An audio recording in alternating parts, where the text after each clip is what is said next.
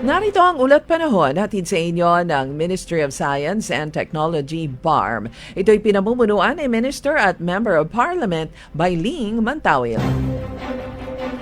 Nakakaapekto pa din sa kalagayan ng panahon sa Mindanao ang shear line. Ang shear line ay isang meteorological phenomenon sa pagitan ng hanging malamig at hanging mainit na siyang magdadala ng mahinang pag-ulan. Makapalang ulap sa Dinagat Islands at Surigao del Sur at mataas ang tsansa na makakaranas ito ng mga pag-ulan. Mainit sa iba pang panig ng Mindanao pero may posibilidad ng pulupulong pag-ulan o localized thunderstorm dala naman ng shear line.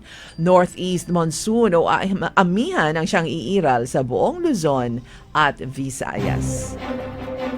Yan ang ulat panahon hatid sa inyo ng Ministry of Science and Technology, BARM, na pinamumunuan ni Minister at Member of Parliament Bailing Mantawil.